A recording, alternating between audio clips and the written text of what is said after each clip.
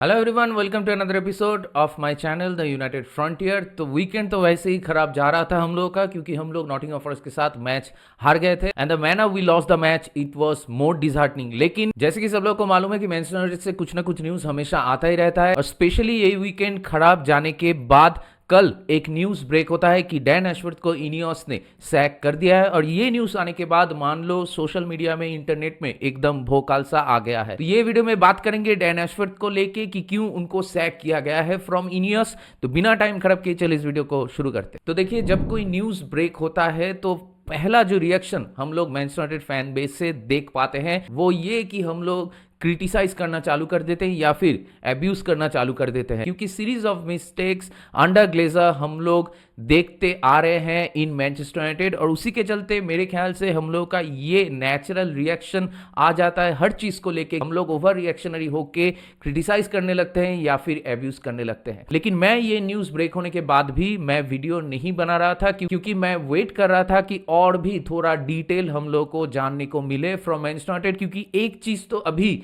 तय है कि इनियोस आने के बाद से कोई इनसाइडर न्यूज अभी हम लोगों को नहीं मिलता है। मतलब एरिक टेन हैग को जब सैक किया गया या फिर डैन एशवर्थ को जब सैक किया गया, उससे पहले किसी को भी इस चीज का थोड़ा सा भी भनक नहीं लगता है। तो ये एक बड़ा सा चेंज हम लोग को देखने को मिला है अंडर इनियोस, अनलाइक ग्लेजर्स, कि कोई भी न्यूज पहले से हम लोग को पता नहीं होता और किसी को भी पता नहीं होता। और उसी के चलते कल जब डैन एशवर्थ का सैकिंग का न्यूज आ जाता है तो लोग ऑब्वियसली रिएक्शनरी होकर इनियोस को क्रिटिसाइज करने लगते हैं या फिर इनियोस को एब्यूज करने लगते हैं सोशल मीडिया में। लेकिन मैं एक ही चीज कह रहा था जब से न्यूज ब्रेक हुआ है, before criticising Ineos we have to understand कि अगर इनियोस को लग रहा है कि वो लोग तो एक स्ट्रक्चर क्रिएट करने की कोशिश कर रहे हैं ना, कि ये बहुत दिन से जो मेस चल रहा है मैनचेस्टर यूनाइटेड में उसको तो साफ करना, पहली बात तो ये कि बहुत मुश्किल काम है। और दूसरी बात, अगर आप उसको साफ करने के लिए एक स्ट्रक्चर बनाने की कोशिश करते हो जहां पे आप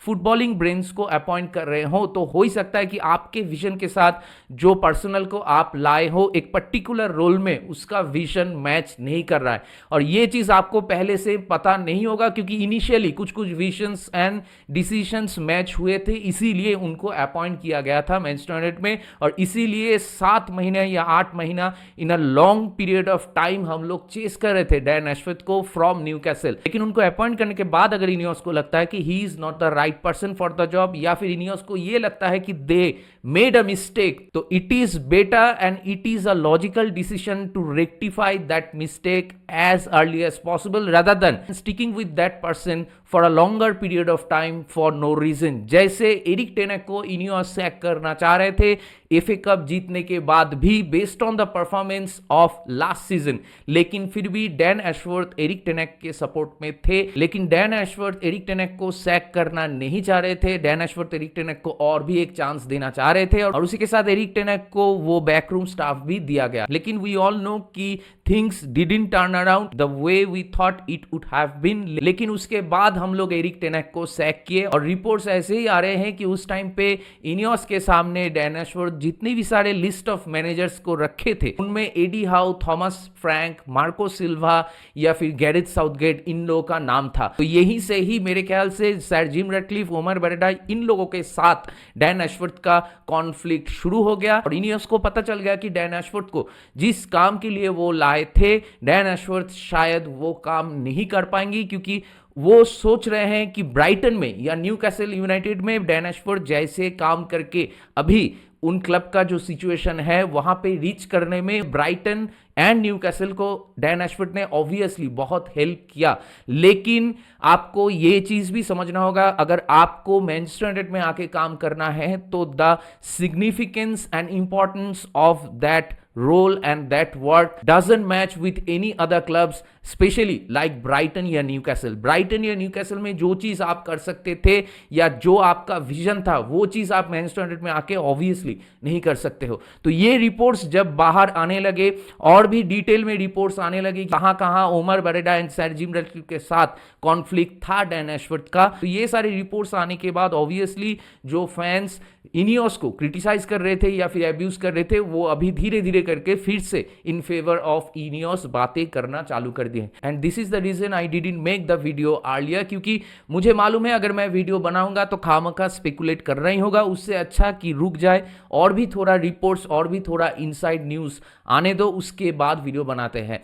तो ये न्यूज जब से बाहर आया है तब से obviously a large part of Manchester United fans including me we were in a shock state जब ये न्यूज़ पहले ब्रेक हुआ था। लेकिन उसके बाद से जब से ये डिटेल्स हम लोग को मालूम पड़ा तब से obviously we will support Ineos. और ये चीज़ अच्छा है जो पहले अंडर ग्लेजर हम लोग को कभी भी नहीं देखने को मिलता था, वो है कि रूथलेसनेस। और ये रूथलेसनेस बढ़िया है हम लोग के लिए, क्योंकि जो रूबेन अमोरिम को नए मैनेजर के तौर पे हम लोग लाए थे, डैन एशवर्थ उनके भी खिलाफ थे। मतलब डैन एशवर्थ नहीं चाह रहे थे कि एक नॉन इंग्लिश मैनेजर को हम लोग लाए। तो ये अगर आपका सोच है in a club like Manchester United तो obviously you have to go. और वही चीज इनियोस ने बिना टाइम लेके वही चीज इनियोस ने कर दिखाया कि जो इंसान को वो लोग 7 या 8 महीना तक चेस कर रहे थे विद इन 6 मंथ्स, वही इंसान को उन्होंने फायर करने से पहले 2 बार नहीं सोचा।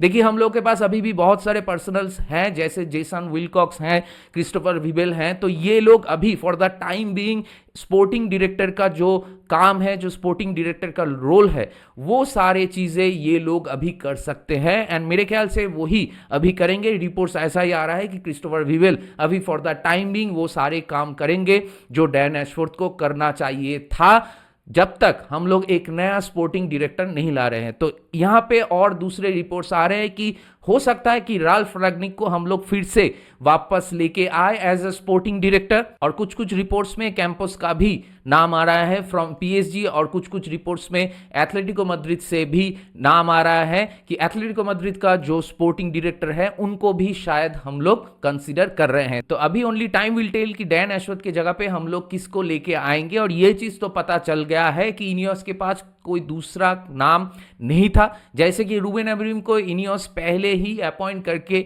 रूबेन अमोरिम के साथ बातचीत करके उसके बाद एरिक टेन हैग को सैक किए थे, लेकिन इन दिस केस उन्होंने पहले डैन एशवर्थ को सैक किया, उसके बाद दे विल एवेलुएट कि हु टू ब्रिंग इन। और इसी के चलते बहुत सारे रिपोर्ट्स ऐसे भी आ रहे हैं कि emergency meetings are going on in our club. और उसी के साथ ऐसे भी रिपोर्ट्स आ रहे हैं कि क्रिसमस में जितने भी सारे छुट्टियां मिलने वाला था मैनचेस्टर यूनाइटेड स्टाफ को, वो सारे छुट्टियां शायद कैंसिल हो सकता है, क्योंकि जो amount of work we have before the transfer window is huge. और यही बहुत इंपॉर्टेंट है क्योंकि डैन एशवर्थ को हम लोग एक ऐसे टाइम पे सैक किए हैं कि कुछ ही दिन बचा है अभी जनवरी ट्रांसफर विंडो ओपन होने में। और सभी को मालूम है कि हम लोग को एक ऐसे प्लेयर चाहिए जो लेफ्ट विंग बैक में खेल सकता है या फिर लेफ्ट बैक रोल में खेल सकता है as a replacement of Luke Shaw. तो अभी यही देखने वाली बात होगी कि Jason Wilcox and Christopher Vivell कैसे अभी for the time being club को रन करते हैं। इनके पास भी बहुत ज्यादा एक्सपीरियंस है and they will perfectly fit into that role for the time being. तो देखते हैं कि हम लोग अल्फोंसो डेविस के पीछे जाते हैं कि नहीं। और दूसरी बात तो ये, भले ही हम लोग मैच हार जाते हैं या हम लोग का वीकेंड खराब जाता है, लेकिन अगर राइवल्स पॉइंट्स ड्रॉप करते हैं तो हम लोग को थोड़ा बहुत मजा तो आता ही है। और इसी के चलते कल चेल्सी ने तो बिल्कुल ही डिस्ट्रॉय कर दिया स्पर्स को, तो स्पर्स भी मैच हार गया है ये गेम वीक में। दूसरी तरफ न्यूकैसल ने पॉइंट ड्रॉप किया है, ब्राइटन ने पॉइंट ड्रॉप किया है, आर्सेनल एंड फुलम ने भी पॉइंट ड्रॉप किया है। तो हम लोग भले ही ना जीत रहे हैं, ये सारे क्लब्स अगर पॉइंट ड्रॉप कर रहे हैं तो हम लोग के साथ जो गैप है पॉइंट का वो at the end of the day ज्यादा नहीं होगा। और कीपिंग इन माइंड कि हम लोग का अभी भी जो डिफिकल्ट रन ऑफ फिक्सचर है वो अभी भी खत्म नहीं हुआ है। अगले गेम वीक में मैनचेस्टर सिटी के साथ मैच है जो कि एक बहुत इंपॉर्टेंट मैच हो सकता है हम लोगों के लिए। हम लोग को देखना होगा कि हम लोग वो मैच से ड्रॉ निकाल पाते हैं कि नहीं, या फिर मैनचेस्टर सिटी को हरा सकते हैं या नहीं, जिसका चांसेस तो अगर मैं कहूं कि बहुत कम है। मैनचेस्टर सिटी के पास वो क्वालिटी है, मैनचेस्टर सिटी के पास वो प्लेयर्स हैं कि वो हम लोग को आसानी से हरा सकते हैं अगर वो उनके जैसा उनके लेवल का फुटबॉल खेलना चालू कर दे। लेकिन वो भी होना थोड़ा बहुत मुश्किल है क्योंकि अभी फॉर्म मैनचेस्टर सिटी का उतना अच्छा नहीं है, तो ऑब्वियसली उनका कॉन्फिडेंस भी थोड़ा डाउन होगा। तो इसी के चलते रूबेन अमोरिम कैसे इस मैच को अप्रोच करते हैं और हम लोग क्या एक ड्रॉ भी निकाल सकते हैं ये मैच से, वही देखने वाली बात होगी। तो अभी भी देखना बहुत कुछ बाकी है। मिडवीक में यूरोपा लीग का भी मैच है जो कि एक एवे मैच है, वो भी हम लोग के लिए बहुत इंपॉर्टेंट मैच है। तो देखते हैं हम लोग क्या करते हैं। और डैन एशवर्थ को लेकर लेके मैं जितनी भी सारे पॉइंट्स पे बात किया, इस पे आप लोगों का क्या मानना है, आप लोगों का क्या राय है, मेरे साथ जरूर शेयर कीजिए। तो दैट बीइंग सेड, इस वीडियो को चलिए यहीं पे रैप अप करते हैं। अगर आप मेरे चैनल में नए हो तो मुझे जरूर सब्सक्राइब कीजिए, इस वीडियो को लाइक कीजिए और शेयर कीजिए अपने जान पहचान वालों के बीच जिनको ऐसे वीडियोस देखना पसंद है। तो बहुत जल्दी मिलेंगे अगले वाले वीडियो में, तब तक ख्याल रखिए अपना। Take care, good bye, glory glory Manchester United and keep the red flag high.